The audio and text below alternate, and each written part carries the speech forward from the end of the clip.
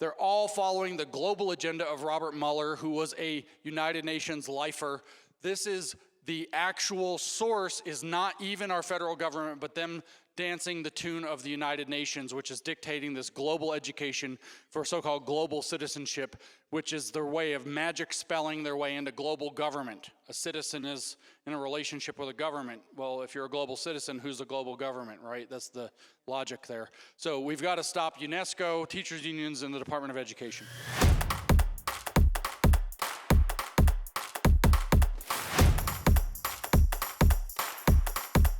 This is the long, hard fight. That's the bad news. Education's not getting fixed in the short term, and it's going to take as many hands on deck. It's still, if you wanted to use the Marxist term for it, it's still submerged. Most teachers don't have the nerve or the ability or feel they have the ability to even start to speak. It's still a very submerged, silenced, censored discipline.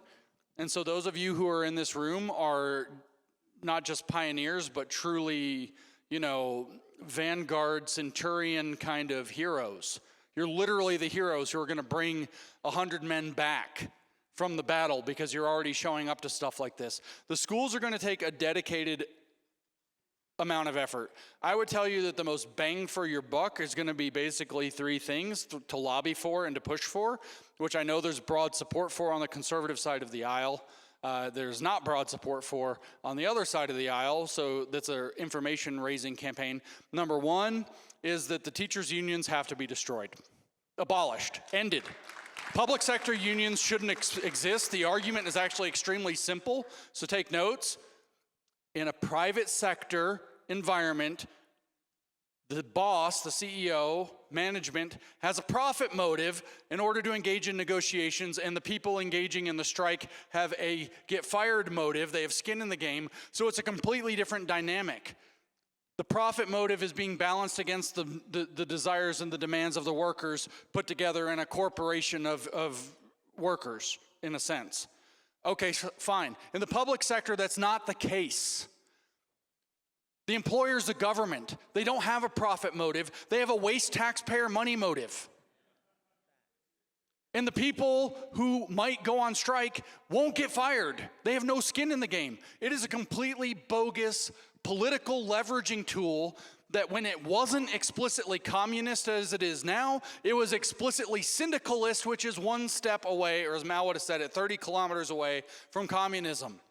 So it's never been good. So one, fire your guns at the teachers' unions and undermine them to the greatest degree possible. Number two, get the federal government out of the business of dictating education. Money tied to strings from the federal government has to stop, and it has to stop now. If that means abolishing the Department of Education, which has never delivered a positive result on a single measurement, good.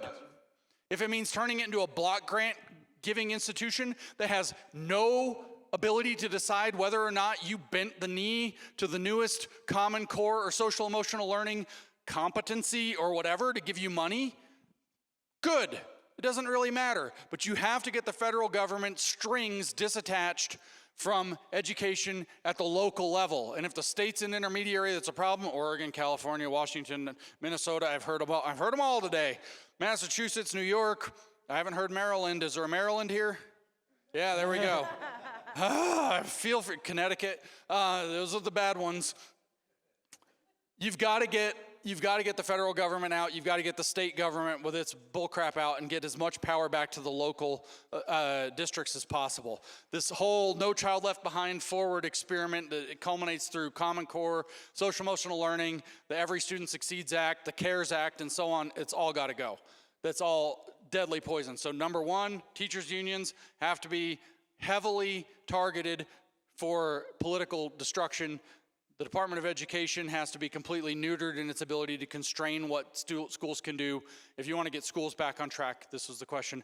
And number three, we need to sever, as President Trump did, and then Mr. Biden put us back, we need to sever our relationship with UNESCO and ideally the entire United Nations, because comprehensive sexuality education was a UNESCO invention in 2003.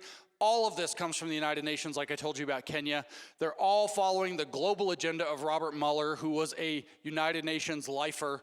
This is the actual source is not even our federal government, but them dancing the tune of the United Nations, which is dictating this global education for so-called global citizenship, which is their way of magic spelling their way into global government. A citizen is in a relationship with a government. Well, if you're a global citizen, who's the global government, right? That's the logic there. So we've got to stop UNESCO, teachers unions, and the Department of Education.